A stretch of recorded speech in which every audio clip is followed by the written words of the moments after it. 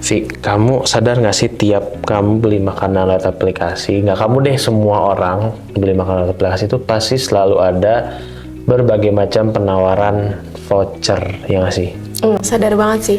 Tapi menariknya tuh ya, voucher itu bukan cuma buat seneng doang, buat kita dapat diskon gitu.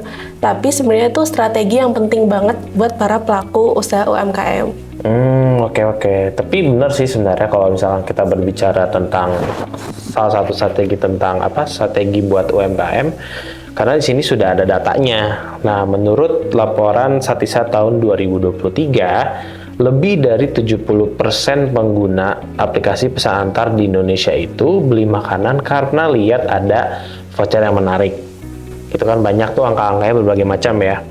Nah, sebenarnya voucher ini juga bisa menjadi daya tarik yang begitu besar, terutama untuk para pelaku UMKM. Bener banget sih, dan aku pun sendiri ngaku ya, sering banget pesen makanan cuma karena ada potongan harga doang. Kayak kadang tuh aku belum tentu lapar, cuma karena lihat diskon 20.000 aja tuh rasanya tuh kayak sayang banget gitu nggak diklik gitu, kalau nggak dipesen gitu. Lapar mata ya? Lapar mata sih.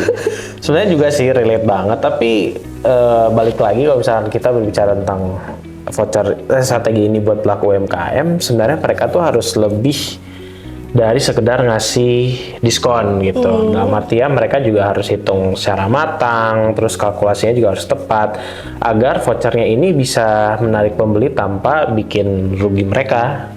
Betul banget sih. Kalau misal contohnya nih ada penjual ayam geprek gitu ya, jual 25.000 terus dikasih diskon 10.000 nih, dan padahal marginnya tuh cuma 30%. Nah itu tuh jelas rugi kan kalau misal strateginya tidak bisa nutupin. Bener sih, dan juga sebenarnya kalau misalnya kita berbicara tentang tadi yang tentang rugi dan untungnya, itu sebenarnya ada voucher ini bisa dipakai dengan tujuan yang lebih strategis. Kayak misalkan contohnya voucher-voucher yang memang hanya berlaku di jam-jam tertentu atau misalkan jam kosong, misalkan dari jam 3 sampai 5 sore kan itu waktu dimana orang tuh bisa dibilang sudah berhenti makan atau mungkin hanya sekedar ngopi gitu. Nah itu bisa tuh sih sebenarnya voucher diberlakukan di hanya jam-jam kosong sih. Iya, itu pasti tujuannya tuh biar orderan tetap jalan di jam-jam yang biasanya tuh kosong ya. Ya betul. Jadi itu nggak hanya buat narik pelanggan, itu juga bisa buat naikin trafik harian. Ya benar. Dan juga yang disebut di sini juga sebenarnya ada hubungannya dengan manajemen waktu dan traffic ya, sebenarnya tadi Vivi bilang juga. Dan juga UMKM juga bisa pilih nih mau subsidi vouchernya sendiri atau ikut program subsidi dari platform seperti GoFood atau ShopeeFood, yang dimana memang dua aplikasi ini atau bahkan ketinggalan juga nih GrabFood itu mereka biasanya suka menawarkan atau memberikan berbagai macam voucher yang bisa tadi menarik perhatian pembeli, dan itu juga bisa dimanfaatkan oleh para UMKM gitu. Betul banget. Tapi ingat ya sobis-sobis, kalau kalian ingin memulai usaha, meskipun platform tersebut tuh mesti ngasih subsidi ya. Walaupun kayak gitu tuh pelaku usaha tetap harus ngerti cara kerjanya. Jadi jangan sampai malah bikin kalian rugi ke depannya karena nggak ikut program tuh nggak sesuai dengan kemampuan bisnis kalian. Benar, dan juga sebenarnya ya di sini kuncinya adalah tadi, jangan sampai boncos ikut berbagai macam program voucher, terus membuat atau menawarkan voucher yang begitu besar, ternyata malah rugi. Jadi harus benar-benar diperhatikan. Tapi sebenarnya yang paling utama yang harus diperhatikan itu sebenarnya ada di analisa datanya. Jadi ketika membuat voucher atau misalkan mengikuti voucher yang diberikan oleh tadi kayak misalnya GrabFood, ShopeeFood dan lain-lain, itu sebenarnya sudah ada dashboard aplikasi yang memang sudah disediain gitu dari merekanya. Kayak misalkan laporan penjualan, terus juga jam sibuk, produk favorit, dan juga performa voucher, nah itu bisa dimaksimalkan. Jadi tidak hanya sembarang memberikan berbagai macam penawaran voucher gitu. Bener banget. Dari situ tuh kalian bisa lihat kan, mesti voucher mana yang efektif, jam berapa yang rame, serta kayak menu mana sih yang cocok buat dikasih diskon. Semua tuh bisa dihitung biar strateginya tuh nggak cuma asal potong harga. Betul, nggak cuma asal potong harga, karena selain itu juga ada yang lebih penting nih, kayak misalkan tujuan kamu memberikan atau menggunakan voucher tuh apa? Kayak misalkan apakah mau cari pelanggan baru? Terus apa mau naikin orderan di jam tertentu kayak tadi contohnya jam kosong ya, jam 3 sampai jam 5 tadi. Atau mau hanya sekedar naikin awareness terlebih dahulu meskipun mungkin belum terlalu cuan ya bahasanya. Nah, itu harus dipikirkan lagi gitu strateginya tadi dari pilihan tadi. Sekali lagi kayak misalkan apakah pelanggan baru, naikin orderan atau hanya untuk sebuah alat untuk mempromosikan produk dari teman-teman UMKM gitu. Wah iya ya, itu penting banget ya buat para pelaku UMKM tuh, karena strategi voucher yang sukses tuh biasanya tuh punya tujuan jangka panjang.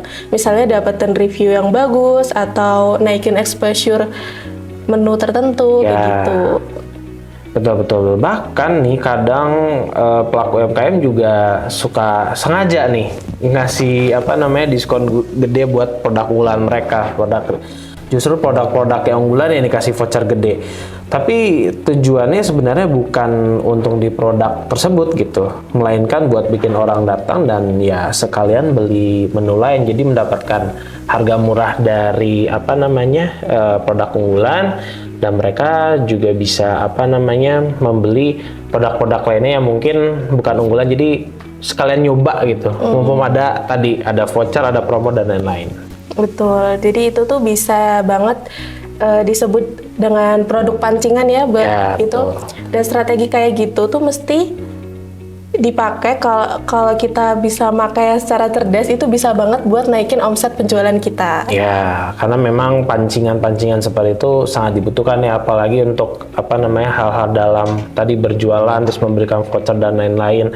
Karena pada intinya voucher itu sebenarnya bukan cuman soal harus berapa nih diskonnya, seberapa besar gitu, seberapa besar, seberapa kecil, tapi soal strategi secara menyeluruh. Kayak misalkan mulai dari harga pokok, kita juga harus perhatikan, percuma voucher gede tapi ternyata harga pokoknya nggak sesuai. Terus juga waktu penggunaan ya, tadi salah satu yang bisa dicoba adalah strategi jam-jam kosong, jam 3 sampai jam 5, dan juga targetnya siapa, target pelanggannya itu juga harus diperhatikan sampai tujuan akhirnya apa. Jadi memang dari berbagai macam strategi sebenarnya balik lagi dengan tujuan diberlakukan voucher ini gitu. Jadi harus diperhatikan oleh para pelaku UMKM.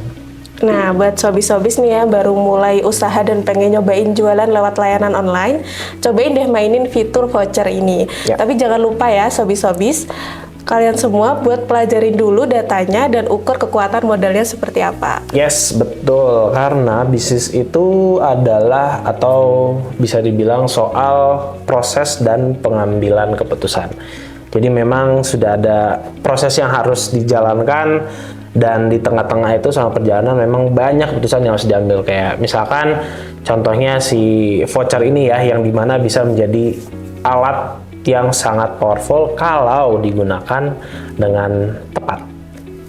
Bener banget. Oke sobis-sobis, semoga pembahasan kali ini bisa nambah insight buat kamu semua. Siapa tahu dari sini kamu bisa jadi makin semangat mulai bisnis dan lebih siap mainin strategi digital. Sip, selamat mencoba para pelaku UMKM.